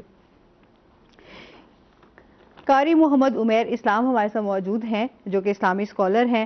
محسن قادری ہمارے ساتھ موجود ہیں جو کہ نعت خواں آج ہمارے ساتھ شو میں ہوں گے. آج کا جو ہمارا ٹاپک ہے اس پہ بات کریں گے ہم مریض اور عیادت پہ، کہ کس طرح اسلام ہمیں درس دیتا ہے کہ مریض کی عیادت کی جائے. کیا طریقہ کار ہوتا ہے جب بھی ہم مریض کے پاس جاتے ہیں. ایک تو ثواب بھی ہوتا ہے جب بھی آپ کسی مریض کے پاس جائیں تو اس کی عیادت کا اللہ تعالیٰ آپ کو ثواب دیتا ہے. قرآن و احادیث کی روشنی میں اس پہ بات کریں گے. اور آپ بھی ہمیں جوائن کر سکتے ہیں، کوئی آپ مسئلہ پوچھنا چاہیں تو وہ بھی بات کر سکتے ہیں. کیا حال چال ہیں آپ کے؟ ٹھیک ٹھاک ہیں؟ ویلکم کرتے ہیں اپنے شو میں آپ کو. اچھا سب سے پہلے تو مریض اور عیادت کے حوالے سے بات کر لیتے ہیں کہ اسلام ہمیں کیا درس دیتا ہے. اسلام میں اس میں جو ہے نبی کریم صلی اللہ علیہ وسلم نے بہت سے فضائل بیان کیے ہیں اور عیادت کے لیے جانا بھی چاہیے. اور ہمارے ہاں ایک رسم بن چکی ہے کہ ہم صرف ان لوگوں کی عیادت کے لیے جاتے ہیں جو ہمارے عزیز ہوتے ہیں یا جو ہمارے رشتہ دار ہوتے ہیں یا جن کو ہم جانتے ہیں. جبکہ ہم نبی کریم صلی اللہ علیہ وسلم کی تعلیمات کو اگر دیکھیں تو اللہ کے رسول صلی اللہ علیہ وسلم ان لوگوں کی عیادت کے لیے بھی، اعتماداری کے لیے بھی جاتے تھے جن کا آپ کو تعارف بھی نہیں ہوتا تھا. کہ اگر آپ کو خبر ملتی کہ کوئی آپ کے اس طرح سے کوئی صحابی رسول بیمار ہیں یا کوئی اس طرح سے بیمار ہے تو اللہ کے رسول ان لوگوں کے پاس بھی جاتے ان کی عیادت کے لیے. حتیٰ کہ نبی کریم صلی اللہ علیہ وسلم کا ایک خادم تھا بچہ، اور وہ یہودی تھا، غیر مسلم تھا. تو وہ جب بیمار ہوا تو نبی کریم صلی اللہ علیہ وسلم اس کے گھر پر تشریف لے گئے اس کی عیادت کے لیے. اس کے گھر پر غیر مسلم کی عیادت کے لیے چلے گئے. اور جب اس بچے کے پاس گئے ہیں تو اللہ کے رسول صلی اللہ علیہ وسلم نے وہاں پر جا کر اس کے تکیے والی سائڈ پہ بیٹھے ہیں تو اللہ کے رسول نے اس بچے کو کہا کہ آپ کلمہ پڑھیں. تو چھوٹا بچہ تھا، وہ اپنے والدین کی طرف دیکھنے لگ گیا. تو اس کے والد نے کہا کہ اے بیٹے آپ جو ہے ابو القاسم کی بات کو مان لو. تو بچے نے جو ہے وہیں پر کلمہ پڑھ لیا. تو اس سے یہ معلوم ہوتا ہے کہ اللہ کے رسول صلی اللہ علیہ وسلم اس قدر ہمیں انسانیت کی خیر خواہی کا درس دینے والے ہیں کہ لوگوں کے ساتھ اس قدر آپ نے خیر خواہی سے پیش آنا ہے کہ آپ ایک غیر مسلم کی عیادت کے لیے بھی آپ کو جانا چاہیے.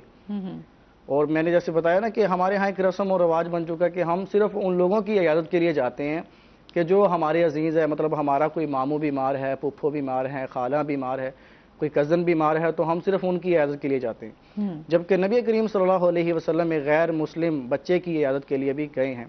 تو اس میں معاشرے کو پرامن بنانے کے لیے اور لوگوں کو خیر خواہی کا درس دینے کے لیے ایک بہترین طریقہ ہے اللہ کے رسول کا جو طریقہ ہے اور جو سنت طریقہ ہے. اور اسی چیز کو جو ہے رائج کرنا چاہیے، اسی کو اپلائج کرنا چاہیے، اسی کے اوپر عمل کرنا چاہیے. تو جب بچے نے کلمہ پڑھا تو اللہ کے رسول صلی اللہ علیہ وسلم جب وہ گھر سے باہر نکلے تو آپ علیہ السلام نے کہا کہ الحمدللہ الذی انقذہ من النار، تمام تعریفات اس اللہ کے لیے ہیں جس نے اس بچے کو جہنم کی آگ سے بچا لیا۔ تو یہ اللہ کے رسول کی ایک برکت بھی ہے کہ اللہ کے رسول اس بچے کی عیادت کے لیے گئے ہیں، اس کی تیمارداری کے لیے گئے ہیں۔ بچہ بیمار تھا تو پھر اس بچے کو کہا کہ آپ کلمہ پڑھیں، اس نے کلمہ بھی پڑھا۔ تو اس سے ہمیں بہت بڑا ایک درس ملتا ہے کہ ہمیں عیادت کے لیے جانا چاہیے، صرف ان لوگوں کی عیادت کے لیے جو ہمارے جاننے والے ہیں، بلکہ کوئی بھی جس میں ہمیں پتہ چلے کہ کوئی مسلمان بیمار ہے تو خیر خواہی کے لیے ہمیں اس کی عیادت کے لیے جو ہے جانا چاہیے۔ اس کے بعد ہے کہ عیادت کرنا شریعت میں اس کا کیا حکم ہے، کہ شریعت اس کو کس روح سے دیکھتی ہے؟ آیا کہ یہ عیادت کر لی جائے تو ٹھیک ہے، نہ کریں تو کوئی حرج نہیں، مطلب اس طرح سے ہوتے ہیں نا، شریعت میں واجب ہے، فرض ہے، یا کیا اس کا کیا حکم ہے؟ بیمار ہو گیا ہے تو اس کے پاس جانا چاہیے یا نہیں جانا چاہیے؟ شریعت اس کا کیا حکم دیتی ہے؟ تو اس میں آپ کو ایک حدیث سنا دیتا ہوں، اللہ کے حدیث قدسی ہے۔ اللہ تعالیٰ قیامت کے دن ایک بندے سے پوچھے گا کہ میں بیمار ہوا، اللہ تعالیٰ کہیں گے ایک بندے سے کہ میں بیمار ہوا اور تو نے میری عیادت نہیں کی، میری عیادت کرنے کے لیے نہیں آیا۔ اب دیکھیں کہ اللہ تعالیٰ تو نعوذ باللہ بیمار نہیں ہو سکتے نا، ان کی تو شان ہے۔ تو اللہ تعالیٰ کہیں گے کہ میں بیمار تھا تو میری عیادت کے لیے نہیں آیا، حدیث قدسی۔ تو اللہ تعالیٰ کہیں گے کہ کیا تجھے خبر ملی تھی میرا فلاں بندہ بیمار تھا اور تو اس کی عیادت کے لیے نہیں گیا؟ تو وہ کہے گا وہ تو اللہ تعالیٰ مجھے خبر تو ملی تھی۔ تو اللہ تعالیٰ اس چیز کا سوال کریں گے کہ میں بیمار تھا تو میری عیادت کے لیے نہیں آیا۔ اس سے یہ معلوم ہوتا ہے کہ اللہ تعالیٰ اگر ہمیں کوئی خبر ملے کہ کوئی بیمار ہے، ہمارا عزیز ہے یا کوئی بھی دوست ہے، کوئی بھی جو بیمار ہے، اگر ہم اس کی عیادت کے لیے نہیں جائیں گے تو کل قیامت کے دن اللہ تعالیٰ ہم سے بھی یہ سوال کر لے گا کہ میں بیمار تھا تو میری عیادت کے لیے کیوں نہیں آیا؟ تو پھر ہمارے پاس وہاں پہ جواب نہیں ہوگا۔ اگر اس حدیث کو مد نظر رکھیں تو مجھے یہ بات سمجھ آتی ہے کہ ایک بیمار کی عیادت کے لیے جانا جو ہے، اگر معلوم ہو جائے، پتہ چل جائے تو وہ واجب ہے، کیونکہ قیامت کے دن اس کا واضح سوال ہے۔ اور بہت ساری احادیث کے اندر اللہ کے رسول صلی اللہ علیہ وسلم نے ان چیزوں کا حکم بھی دیا ہے نا کہ بھوکوں کو کھانا کھلاؤ اور قیدیوں کو آزاد کرو۔ اور اسی حدیث کے اندر اللہ کے رسول نے کہا ہے کہ آپ جو ہے نا بیماروں کی عیادت بھی کیا کرو۔ تو اللہ کے رسول کا جہاں پر حکم آ جائے، شریعت میں اس کو کہتے ہیں کہ یہ قطعی نص ہم اس کو کہتے ہیں کہ جو حکم آ جائے، تاکیدی حکم، امر آ جائے، تو یہ اللہ کے رسول کا حکم ہے نا تین چیزوں میں کہ بھوکوں کو کھانا کھلاؤ اور قیدی کو آزاد کراؤ، ٹھیک ہے، اور بیماروں کی، بیمار جو ہو کوئی، اس کی عیادت کے لیے جاؤ۔ تو یہ اگر دو چیزوں کو مد نظر رکھیں، ایک تو حدیث قدسی کو کہ اللہ تعالیٰ سوال کریں گے، دوسری یہ بات آ گئی کہ اللہ کے رسول کا حکم بھی ہے کہ عیادت کے لیے جائیں، تو اس سے اس کی بڑی اہمیت اور فضیلت اس کی واضح ہوتی ہے۔ تو اس لیے کوشش کرنی چاہیے کہ پوری ممکنہ کوشش کرنی چاہیے کہ جایا جائے۔ اور ویسے بھی آج کے دور میں ہم اکثر بہت ساری ایسے، اگر آپ کا دوست یا آپ کے اہل و عیال میں سے کوئی بیمار ہو تو ہم بہت زیادہ اس میں تاخیر کر دیتے ہیں کہ نہیں جاتے، یا سم ٹائم کہتے ہیں اچھا بعد میں پوچھ لیں گے۔ جب وہ ٹھیک ہو جاتا ہے تو سم ٹائم ایسا بھی ہوتا ہے کہ جب وہ بالکل مکمل صحت یاب ہو جاتا ہے تو تب اسے پوچھنے کے لیے جاتے ہیں۔ اللہ کے رسول صلی اللہ علیہ وسلم کا جو اس میں طریقہ ہے نا کہ عیادت کے لیے کس وقت جانا ہے، اس میں ہے کہ جب وہ بیمار ہو اس وقت جایا جائے تو زیادہ بہتر ہے، کیونکہ مریض اس کا ثواب بھی زیادہ ہے، اس کا ثواب بھی زیادہ ہے، بیمار کے پاس وہ ثواب کی ہم آگے بات کریں گے۔ اور اس میں جب وہ بیمار ہو اسی وقت جانا چاہیے۔ حضرت علی حیدر کرار رضی اللہ تعالی عنہ وہ بیمار تھے، تو اللہ کے رسول صلی اللہ علیہ وسلم حضرت علی کے پاس گئے تو وہاں پر جا کر ان کو ایک دعا دی، لا بأس طہور انشاءاللہ تعالی، کہ انشاءاللہ یہ بیماری جو ہے یہ آپ کے لیے طہور، پاکیزگی کا سبب ہے، یعنی کہ بیماری کے ذریعے سے ہے علی آپ کے گناہ پاک ہوں گے، اللہ تعالیٰ گناہوں سے پاک کرے گا۔ اور یہ حدیث بہت ساری روایات ہیں اس کے متعلق بھی کہ جب کوئی بندہ بیمار ہوتا ہے خصوصاً بخار کی حالت میں بہت زیادہ گناہ جھڑتے ہیں باقی بیماریوں کی بنسبت۔ بالکل، میں اس بات پہ بھی آنے والی تھی کہ جب بخار ہوتا ہے تو بہت زیادہ ہم یہ بات کرتے ہیں کہ اس سے آپ کے ایک تو جسم کی زکات بھی ہے اور آپ کے گناہ بھی جھڑتے ہیں، جیسے آپ جو ہے آپ کا اس حوالے سے کہ آپ نے اس میں بھی اگر دعا کرتے ہیں تو اللہ تعالیٰ جو ہے وہ آپ کو سنتے بھی ہیں۔ اس میں مزید بھی ہم بات کرتے ہیں، ساتھ ہی ہم جو ہے نعت رسول مقبول صلی اللہ علیہ وآلہ وسلم بھی سنیں گے۔ اچھا جی، واپس آتے ہیں، ہم قرآن و احادیث کی روشنی میں جو ہے وہ بیماری اور مریض کی جو عیادت ہے اس کے حوالے سے بات کر رہے ہیں، تو ہم حضور پاک صلی اللہ علیہ وآلہ وسلم کی تعلیمات پر بھی آ جاتے ہیں کہ ان کا کیا طریقہ کار تھا۔ نبی کریم صلی اللہ علیہ وسلم جب کسی بیمار کے پاس جاتے تو زیادہ تر اللہ کے رسول صلی اللہ علیہ وسلم دعائیں ہی دیا کرتے تھے بیمار کو، اور اس میں ایک سنت طریقہ یہ بھی ہے کہ اللہ کے رسول مریض کے یعنی کہ سر والی سائڈ پہ، تکیے والی سائڈ پہ کھڑے ہوا کرتے یا اس سائڈ پہ بیٹھتے تھے. اور اسی طرح جیسے میں نے آپ کو بچے کا ایک واقعہ، ایک یہودی بچے کا واقعہ سنایا ہے، اس میں ہے کہ اللہ کے رسول صلی اللہ علیہ وسلم نے اس کے بالوں میں ہاتھ پھیرتے ہوئے جو ہے اس کو کہا کہ آپ کلمہ پڑھیں، یعنی کہ بچے کو جیسے پیار کرتے ہیں عموماً ہم بچوں کو پیار کرتے ہیں تو اسی طریقے سے. تو یہ ہے کہ یعنی کہ مریض کو اگر آپ سمجھتے ہیں کہ آپ اس کو اس کے سر پہ اگر آپ ہاتھ پھیرتے ہیں، ٹھیک ہے، کوئی بزرگ ہے، کوئی بڑا ہے، کوئی بچہ ہے، مرد ہے، یا مطلب کہ اگر خواتین کے لیے خواتین اگر ان کی بڑی آ جاتی ہیں، کوئی اس کی سسٹر ہے، اس کی والدہ ہے، تو وہ سر میں یعنی کہ پیار سے ہاتھ پھیرتی ہیں، تو اس سے ایک مریض کو بڑا حوصلہ بھی ہو جاتا ہے. اور یہ اللہ کے رسول صلی اللہ علیہ وسلم کی یہ سنت بھی ہے. اور اسی طرح ایک حدیث کے اندر ہے کہ اللہ کے رسول صلی اللہ علیہ وسلم نے ایک مریض کے جسم کے اوپر ہاتھ رکھا اور یہ دعا پڑھی، اذہب البأس رب الناس واشفی انت شافی لا شفاء الا شفاؤک شفاء لا یغادر سقما. یہ دعا اللہ کے رسول نے پڑھی. تو یہ بھی ثابت ہوتا ہے کہ اگر آپ مریض کے پاس جاتے ہیں تو اگر آپ کو کچھ دعائیں آتی ہیں جو لازمی پڑھیں، ہاں وہ لازمی پڑھیں. اور ایسے ہی مریض کے پاس جو ہے وہ حوصلہ شکنی والی کوئی بات نہیں کرنی چاہیے. یہ بھی ایک سنت طریقہ ہے کہ جب آپ کو اگرچہ پتہ بھی ہے کہ اگر مریض کا کیس اس طرح کا ہے، اب یہ اینڈ ہو چکا ہے، مطلب اس کی امید نہیں ہے، تو پھر بھی آپ نے مریض کے سامنے وہ بات ڈسکس نہیں کرنی. کیونکہ ایک جو عیادت کے لیے آیا ہے اس کے لیے ضروری ہے کہ وہ مریض کو جتنا ہو سکے اس کو حوصلہ دے، اس کو کنفیوز نہ کرے، کیونکہ وہ بیچارہ پہلے ہی آزمائش کے اندر ہے. ٹھیک ہے. اور یہ دیکھیں نا کہ جتنی بھی دعائیں میں آپ کو حدیث کی روشنی میں اللہ کے نبی کی تعلیمات، ہم اسی پہ فوکس کر رہے ہیں زیادہ، تو اگر ان دعاؤں کو پڑھیں نا، نسأل اللہ العظیم رب العرش العظیم، بہت ساری دعائیں ہیں. اچھا، دعائیں آپ سے لازمی جانتے ہیں. ابھی ہمارے ساتھ ایک کالر ہیں. السلام علیکم. جی وعلیکم السلام، صبح بخیر جی، کیسی ہیں آپ؟ خیریت سے ہیں؟ جی الحمدللہ. ساجد صاحب ہمارے ساتھ. جی جی جی ساجد حسین حجرا بول رہا ہوں جی، میں پتوکی سے. جی کیا سب سے پہلے تو آپ کو اور آپ کے ساتھ بیٹھے معزز مہمان کو بہت سارا سلام پیش کرتا ہوں جی. وعلیکم السلام. اور آپ دونوں کے لیے بھی اور روز ٹی وی کی ساری ٹیم کے لیے دعا ہوں کہ اللہ میاں سب کو سلامت رکھے. بہت شکریہ. اور یہ زبردست قسم کی بات چیت ہو رہی ہے جی. اسلام جو ہے جو درس دیتا ہے بیمار کی عیادت کی وقت، اور بہت ساری دعائیں جو ہیں حضرت صاحب نے بتائی ہیں.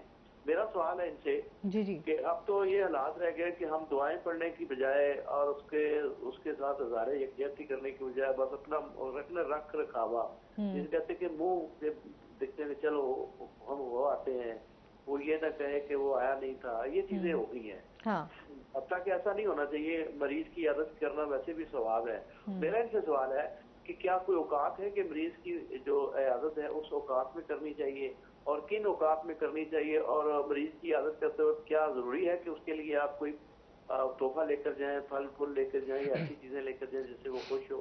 بہت شکریہ جی. بہت شکریہ. بہت شکریہ جی.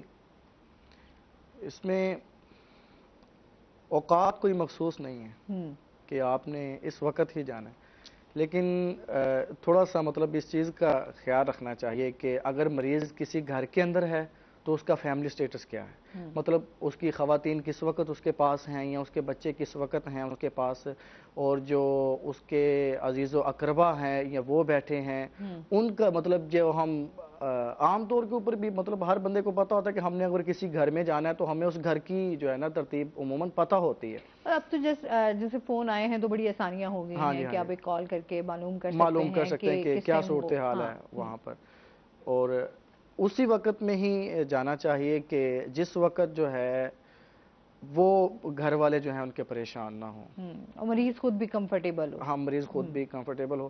اور بعض اوقات ایسے ہوتا ہے کہ جیسے ہمارے یہاں پہ پیشنٹ کوئی آئی سی یو وغیرہ میں ہوتے ہیں یا ایمرجنسی وغیرہ میں ہوتے ہیں، تو وہ مریض اس وقت جو ہے نا وہ تقریباً اپنے آپ سے اکتایا ہوتا ہے. تو اس وقت میں یہ سمجھتا ہوں کہ اس کے پاس نہیں جانا چاہیے. اس وقت اس کو صرف رہنے دے ڈاکٹرز کے پاس جو اس کا ٹریٹمنٹ کر رہا ہے اس کے حوالے کر دیں. جب وہ کچھ نارمل ہو اس کو کہیں شفٹ کریں، وہ نارمل ہو تو پھر اس کے پاس جا کر جو ہے نا کوئی اس طرح سے کی جائے. کیونکہ جب مریض ہوتا ہے تو وہ بعض اوقات اس طرح سے ہوتا ہے کہ جو پیشنٹ ہوتے ہیں وہ اتنا کنفیوز ہو چکا ہوتا ہے کہ اگر آپ اس کے ساتھ کوئی صحیح بات بھی کریں گے نا تو وہ صحیح کو بھی تسلیم نہیں کرتا. اور اگر اللہ نہ کرے کہ اگر کسی کی مطلب کوئی اس طرح کا وقت ہے, ہم کوئی دین کی بات, کوئی شریعت کی کوئی اس طرح کی بات کرتے ہیں, اب وہ اس کا ذہن صحیح کام نہیں کر رہا اور وہ اتنی اذیت کے اندر ہے کہ اس کو پتہ ہی نہیں چل رہا ہے کہ میں نے کہنا کیا ہے, سوچنا کیا ہے, میں نے کیا کرنا ہے. تو اس وقت بھی عیادت کرنا مناسب نہیں ہے. مطلب کہ اوقات اس میں یہی ہے کہ اگر گھر کے اندر ہے تو اس کا گھر کا لحاظ رکھنا چاہیے, ٹھیک ہے. اور مطلب جیسے شریعت میں بھی ہے کہ شرعی پردہ, اکثر تو یہ ہوتا ہے نا کہ مریض بیمار ہو تو پھر پوری فیملی کے وہ کہتے ہیں نا آپ کے ممبرز وہ سارے کے سارے پہنچ جاتے ہیں آلریڈی ایک. تو اس کے بارے میں کیا ہے کہ مریض کہ اس طرح ہونا چاہیے کہ بہت زیادہ رش لگ جانا مریض کے پاس اور اس طرح رش لگ جانا شریعت اس سے منع نہیں کرتی. شریعت تو بلکہ اس کی فضائل ہی بیان کرتی ہے, اہمیت ہی بیان کرتی ہے کہ عیادت کے لیے جائیں. اب جو رش ہے اگر تو وہ رش ہے صرف اللہ کی رضا کے لیے, اللہ کو راضی کرنے کے لیے, کہ اگر ہم کسی کی عیادت کرنے کے لیے گئے ہیں تو ہم صرف یہ کہیں کہ ہمیں اللہ تعالیٰ اس کا اجر دے گا, ٹھیک ہے, اور اس سے چلو مریض کو بھی تھوڑا حوصلہ ہو جائے گا, تو اس حد تک تو پھر رش لگ جائے تو اس میں کوئی حرج نہیں ہے. اگر وہ ہجوم اور لوگوں کا آنا, اس کے عزیز و اقربا جو آئے ہیں, اس کے ریلیٹیوز, وہ اس لیے آئے ہیں کہ تاکہ کل کو ہمیں یہ کوئی بات نہ کر دیں کہ جی میرا بیٹا بیمار تھا, میری بیٹی بیمار تھی, پوچھنے نہیں آیا. ہاں پوچھنے نہیں آیا, انہوں نے ہمارا حال نہیں پوچھا. جیسے ہمارے ہاں آج معاشرے میں لا علمی ہے, یہ چیز ہے. ہاں جی, اگر وہ اس نظریے سے اگر رش وہ لگا ہوا ہے, لوگ آئے ہوئے ہیں, تو اس کا کوئی فائدہ نہیں, اس کا کوئی فائدہ نہیں ہے. وہ بلکہ الٹا ریاکاری میں آ جاتا ہے. تو ریاکاری کے متعلق اللہ کے رسول نے صحابہ کرام کو مخاطب کر کے کہا تھا نا کہ ان اخوف ما اخاف علیکم الشرک الاصغر الریا, کہ اے میرے صحابہ میں تم سے بہت زیادہ ڈرتا ہوں شرک اصغر یعنی کہ چھوٹے شرک کے متعلق, میں صحابہ تم سے بہت زیادہ ڈرتا ہوں. تو اللہ کے رسول نے وضاحت بھی فرما دی کہ وہ جو چھوٹا شرک ہے نا الاصغر الریا, وہ ہے ریاکاری, یعنی کہ دکھاوے کے لیے عمل کرنا. تو وہ یہی اگر دکھاوا اس میں آ جائے, ہجوم لگ جائے, وہ کہیں گی ہمیں کوئی بات کر دیں گے, کہیں گے جی ہماری آپ بیمار تھے, ہمارے نہیں آئے تو ہم کیوں جائیں ان کے بیمار پہ, ٹھیک ہے, صرف ایک آپ نے دکھاوے کی صورت میں. تو یہ پھر وہ اس میں آ جاتا ہے. تو اس کا بڑا ڈر تھا اللہ کے رسول کو کہ کہیں لوگ اس میں مبتلا نہ ہو جائیں. صحیح, اس میں مزید بھی ہم بات کریں گے. ناظرین ابھی ہم نے جانا ہے بریک پہ, ہمارے ساتھ رہیے گا.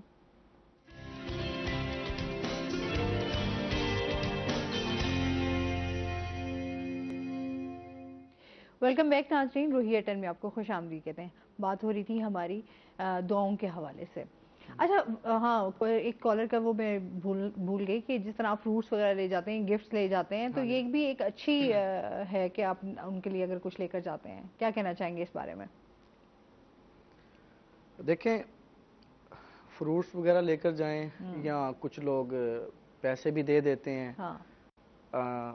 لیکن میں یہ سمجھتا ہوں کہ وہی بات کہ اگر تو یہ ہے رسم, پھر تو کوئی فائدہ نہیں.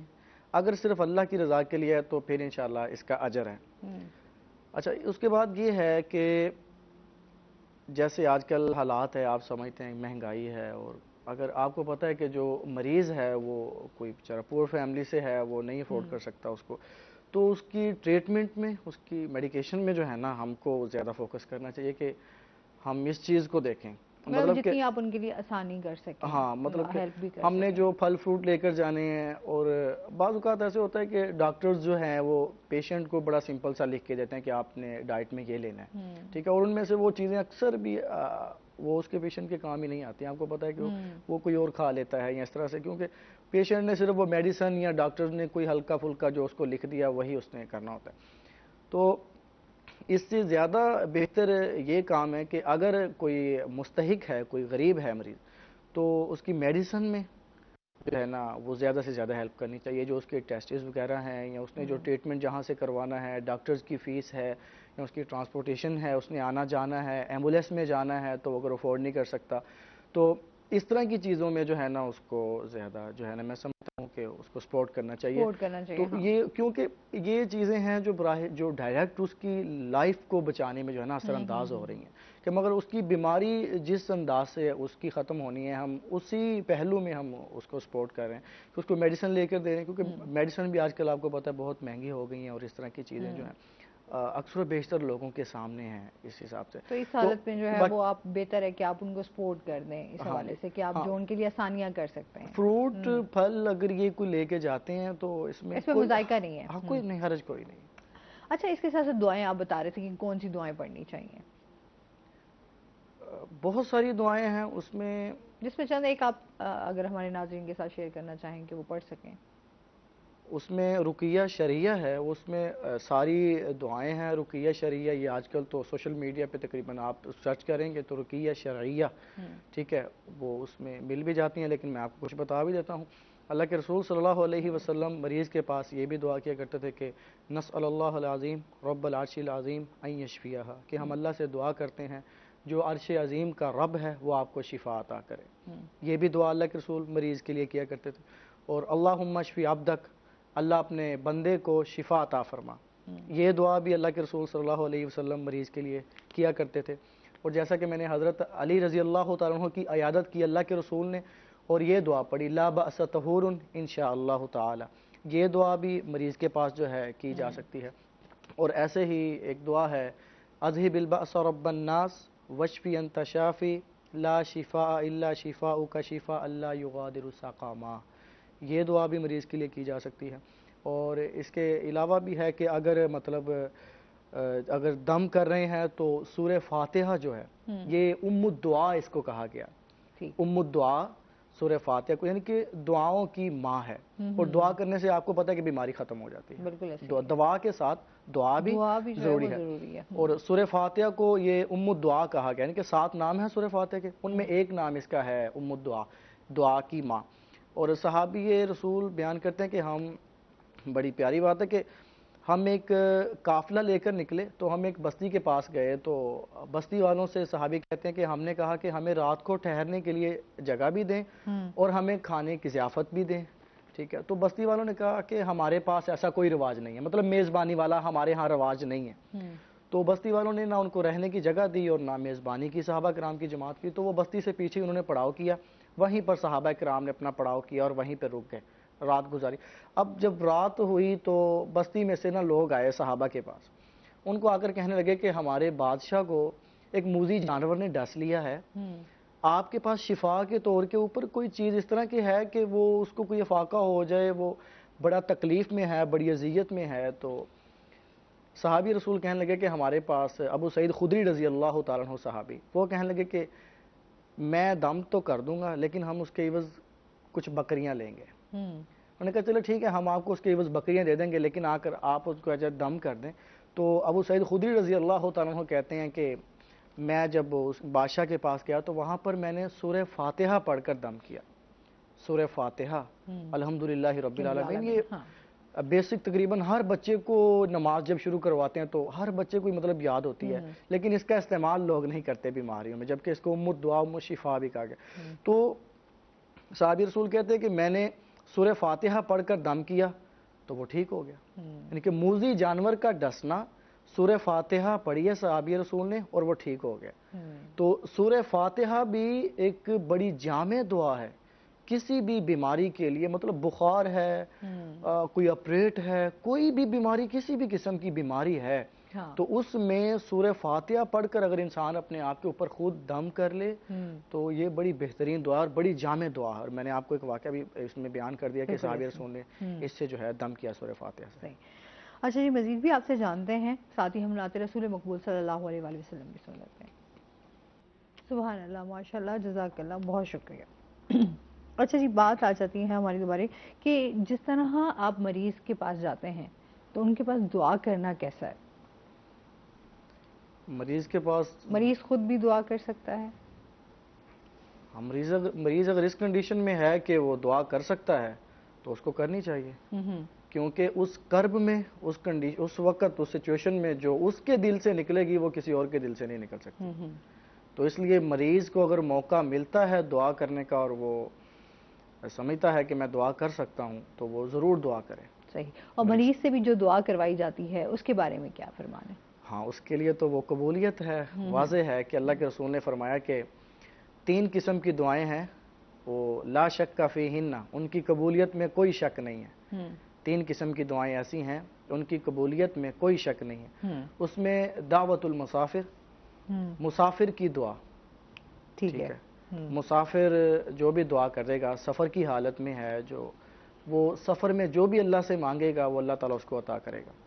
تو سفر کی حالت میں اب دیکھیں نا ہمارے ہاں تو سفر بھی ایک گناہ کا ذریعہ بن چکے ہیں نا. یہاں سے لوگ نکلتے ہیں تو گاڑی میں میوزک لگا لیتے ہیں, مووی لگا لیتے ہیں, اس کو ایسٹیمیٹڈ کہ ہمارا اتنا سفر ہے تو یہ مووی 2 گھنٹے کی ہے تو یہ سٹوری بھی ہم کمپلیٹ دیکھ لیں گے. جبکہ سفر اللہ کے رسول صلی اللہ علیہ وسلم نے کہا کہ اس میں جو دعا آپ لوگ کرو گے اللہ تعالیٰ اس دعا کو قبول کرے گا. تو ہمیں بھی چاہیے کہ سفر میں دعائیں زیادہ سے زیادہ کی جائیں. دوسری دعا ہے دعوت الوالد لولدہ, کہ باپ اپنے بچے کے لیے, اپنی اولاد کے لیے دعا کرتا ہے تو اللہ تعالیٰ اس والد کی دعا کو بھی قبول کرتا ہے. ہمارے ہاں ایک رواج ہے, ماں کی دعا پہ بڑا زور دیا جاتا ہے, ہاں, اور باپ کی دعا پہ اتنا وہ نہیں بولا جاتا. اس پہ مزید بات کرتے ہیں ناظرین, ابھی ہم نے جانا بریک پہ, ہمارے ساتھ رہیے گا.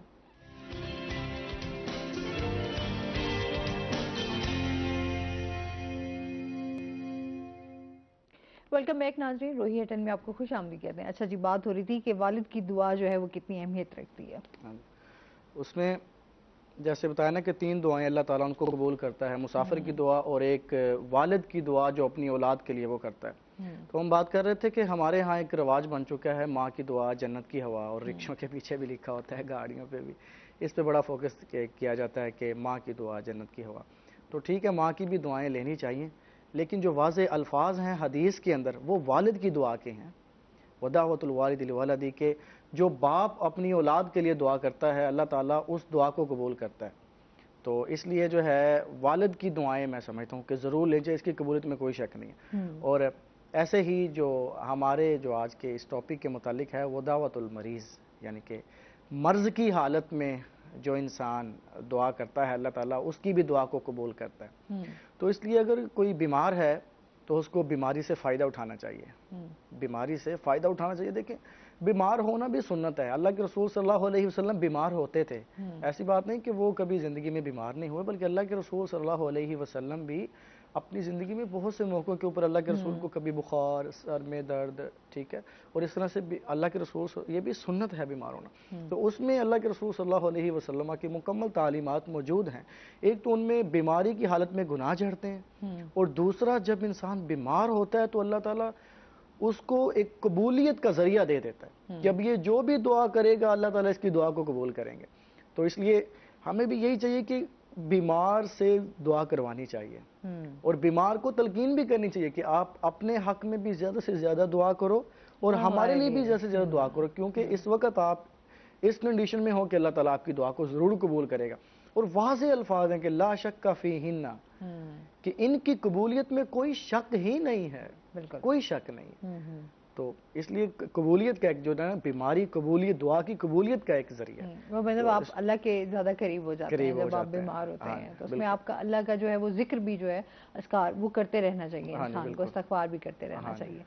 اچھا جی, اور اس کے ساتھ ساتھ ہم یہ بھی جانیں گے کہ جس طرح ہم ایک تو اس پہ آ جاتے ہیں نا کہ مریض کی اب دعا بھی کروا لی آپ نے, عیادت کا ایک آپ کا ایک طریقہ کار بھی ہونا چاہیے. ابھی آپ کیا سمجھتے ہیں کہ جب آپ مریض کے پاس جائیں تو اس کے کچھ ہوتا ہے, مریض آپ کہتے ہیں نا شفا کے, کچھ لوگ آپ کے پاس بیٹھ جائیں تو آپ کہتے ہیں کہ اچھا یہ بھی شفا کا ایک ذریعہ بن جاتے ہیں, کہ آپ وہ مریض کو خوش کرنے کے لیے آپ اس کو ٹائم دے سکتے ہیں, زیادہ بیٹھ سکتے ہیں ان کے پاس؟ زیادہ مریض کے پاس بیٹھنا جو ہے نا یہ صحیح نہیں ہے, زیادہ دیر صحیح نہیں. تو اگر تو دیکھیں نا آج کل مرض بھی بہت سارے ہیں نا, وہ تو مرض دیکھنا پڑے گا کہ یہ کس مرض میں ہے. بعض مرض خوشی ملتی ہے نا اگر ایک مریض چاہ رہا ہو کہ یہ ہمارے پاس بیٹھے, اور مطلب ٹائم مل جاتا ہے لوگوں کے ساتھ گپ شپ کرنے کا, اور وہ تھوڑا اپنے آپ کو ایزی ریلیکس فیل کرتا ہے, ٹھیک ہے, وہ تھوڑا سا اس اپنے یعنی کہ جو اس کا ذہن بڑا ہوتا ہے کہ میں اس وقت بیمار ہوں, تھوڑا سا نکل آتا ہے وہاں سے, ٹھیک ہے. تو وہ بیماری دیکھنی پڑے گی کہ اس وقت یہ کس بیماری میں. آپ دیکھیں نا کہ آج کل گلے کی کچھ بیماریاں ہیں, کینسر, یہ اس کا چیسٹ وغیرہ کی, اور یہ چھاتی کی کچھ بیماریاں اس طرح کی ہیں, ان میں ڈاکٹرز حضرات کہتے ہیں کہ زیادہ بولنا نہیں ہے, ایسے ہے نا. تو اس لیے یہ دیکھنا چاہیے کہ اگر مریض کو بیماری اس طرح کی ہے کہ جس میں ڈاکٹر یہ ریکمینڈ نہیں کرتا کہ آپ زیادہ بولیں, تو مریض سے زیادہ بات نہ کی جائے. صحیح, ٹھیک ہے. تو اگر تو جیسے آج کل ہمارے ہاں کچھ جب بزرگ ہو جاتے ہیں لوگ, ٹھیک ہے, تو شوگر تو تقریباً کمپلسری ہے نا, تقریباً ہر بندے کو ہی ہو جاتی. تو گھر کے جو بڑے ہوتے ہیں وہ اکثر بیمار ہوتے ہیں, تو ان کی شفا اسی چیز میں ہوتی ہے کہ بچے ان کے ساتھ خوشی سے بات کر لیں, تھوڑا ان کو ٹائم دے دیں, پوچھ لیں آپ کا کیا حال ہے. وہی بات آ جاتی ہے نا, رویوں کو کیسے بہتر کریں, کیونکہ ہم اکثر جب مریض اگر کوئی اس طرح ہو گھر میں, اگر اس کو بیماری اس طرح کی ہے تو لوگ چڑچڑے بھی ہو جاتے ہیں, ایون کہ گھر والے بھی جو ہے ان کا رویہ بھی تھوڑا تلخ اور سخت ہو جاتا ہے. کیا کہنا چاہیں گے اس بارے میں؟ اس بارے میں دیکھیں کہ سب سے پہلی بات تو یہ ہے کہ اللہ تعالیٰ نے جتنے بھی انسان پیدا کیے ہیں نا, ایک سٹینڈرڈ ان کا رکھا ہے, ایک معیار رکھا ان کا. مطلب کہ اللہ نہ کرے آج بیماری اگر میرے والد کو ہے تو کل کو جب میں نے بوڑھا ہونا ہے تو یہ مجھے بھی ہو سکتی ہے. ٹھیک ہے, تو اس لیے کہتے ہیں نا کہ دنیا مکافات عمل ہے. تو وہ چڑچڑا اگر کوئی اس سے ہو جاتا ہے, کوئی اکتا جاتا ہے, تو اکتانا نہیں چاہیے. بلکہ دیکھیں آپ اسلام کو, اللہ کے نبی کی تعلیمات کو اٹھائیں نا, اس میں سب سے پہلی چیز انسانیت ہے, خیر خواہی ہے, لوگوں کے ساتھ خیر خواہی. اچھا اتنی خیر خواہی ہے کہ میں نے شروع میں عرض کیا نا کہ اس میں مسلم غیر مسلم کا تصور بھی ختم ہو گیا. یعنی کہ اسلام اتنا خیر خواہ مذہب ہے کہ, تو دیکھیں اگر اس سے اکتا جاتے ہیں تو پھر وہ خیر خواہی تو ختم ہوگی نا. جو اسلام کا ایک موٹو ہے کہ اسلام خیر خواہی کا نام ہے, اور ایک اسلام کی نشانی ہے کہ دین خیر خواہی کا نام ہے, الدین النصیحہ, دین خیر خواہی کا نام. تو وہ اگر اکتا گئے, اس سے تنگ آ گئے, ٹھیک ہے, تو وہ خیر خواہی ختم ہو جائے گی. اور جیسے دنیا, میں نے آپ کو بتایا کہ مکافات عمل ہے, کہ اللہ تعالیٰ نے ہم کو پیدا کیا, اگر بیماری آج کسی کو ہے تو کل کو مجھے بھی ہو سکتی ہے. اللہ نہ کرے, اللہ تعالیٰ ہم سب کو اس سے محفوظ رکھے. اگر آج میرے والد صاحب چل نہیں سکتے, فار ایگزامپل اگر وہ چل نہیں سکتے, بزرگ ہو گئے, اتنے ایجڈ ہو گئے کہ وہ چل بھی نہیں سکتے, تو یہ وقت تو میرے اوپر بھی آنا ہے نا کہ میں نے بھی بوڑھا ہونا ہے. پھر آگے جو میرے بچے ہوں گے پھر وہ مجھ سے اسی طرح اکتا جائیں گے. مریض کا خیال رکھنا بھی عبادت ہے. وہ بھی آپ ثواب کی نیت سے کریں گے تو اس کا بہت زیادہ اجر آپ کو ملے گا. بہت شکریہ, بہت اچھا لگا آپ ہمارے شو کا حصہ بنے. آپ کا بھی محسن بہت شکریہ. جاتے ہوئے آپ سے جو ہے وہ نعت رسول مقبول صلی اللہ علیہ وآلہ وسلم سنیں گے. اور اس کے ساتھ ہی ناظرین آج کا شو یہیں پر ختم ہوا. اپنا بہت سارا خیال رکھیے گا, دعاؤں میں یاد رکھیے گا. انشاءاللہ زندگی نے ساتھ دیا تو صبح آپ سے پھر ملاقات ہوگی. اللہ حافظ.